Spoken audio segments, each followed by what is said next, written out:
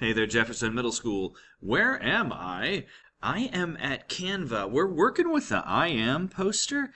The big thing I'm looking for is we want to split the screen down the middle. We want half the picture of the character, and then we want the other entire half of the screen blank. So we can do stuff like this. A lot of you guys are into SpongeBob.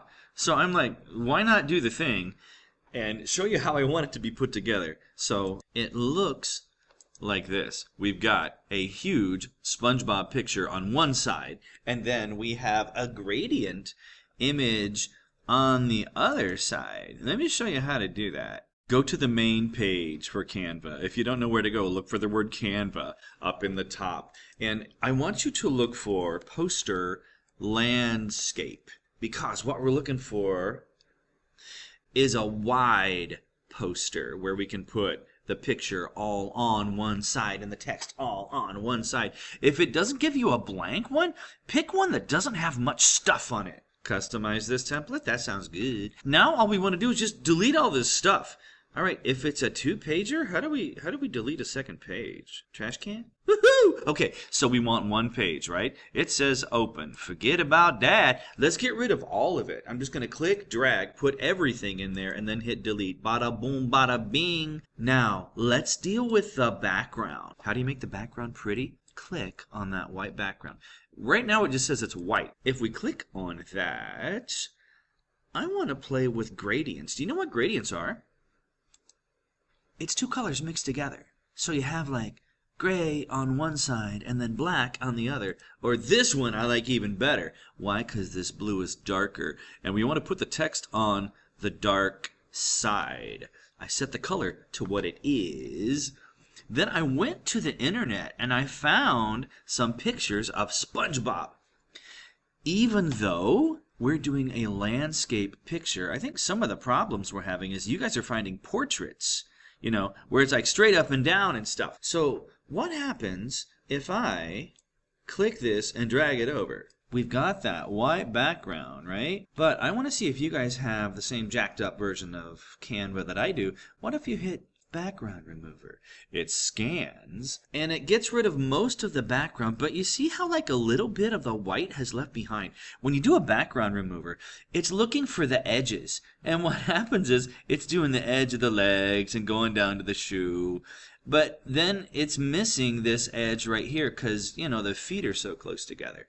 So we don't want to see those little white pieces. So what am I gonna do? What if we put them up in the corner?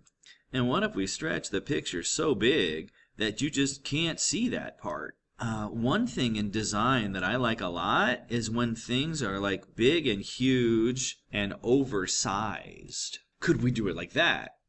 And then could we fit our text in this side of the screen? How far over do I want to go? Do I want to chop off part of his eyeball? I don't know.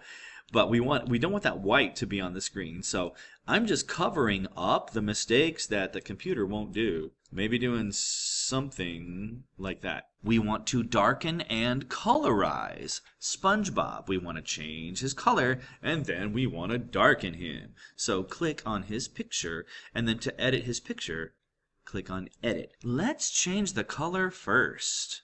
And we're looking for a filter. There are several filters that will change the color, but you got to go down. And don't pick something that'll turn it just like a little bit yellow. We want a drastic change in color, like these guys, because what it looks funny in pink. So we want to find a change in color that's really wild and wicked and different than what he usually is. Then after you change the color, and you can do the filters, or there's another one called duotone. If you click on this, you can go with red, fuchsia, violet, all these weird colors. You click on each one, and he changes. I want him dark. We want the character to be dark. I like the purple. Like the pink better? Okay, what if we go with the pink? Let's just say we go with the pink. So he's colorized. We've changed his color. Then go back. After you've colorized him, go to the top of where all of the filters are and click on Adjust, because we not only want to change the color, we want to change the brightness. I'm cranking it down to negative 63. Why? Because we want the text to pop out. We want the picture to be there, but we want some weirdness going on. We want to tell by looking at it that we've manipulated the image. We've colorized it and we've darkened it. So when that happens, remember, click the picture first. Go to Edit. First, pick which filter you want. And seriously, go down to the ones at the bottom where you can really mess with the color. Then when you're done with the filter, go up to the top, go back. Go up to the top, go to Adjust, and then turn that brightness down. So it's like a ghost. It's like a faint image of your person. And then we can make the text fit on the side. If you need to watch this a bajillion times, that's cool. So remember, when you're looking for that picture, look for whoever you're looking for.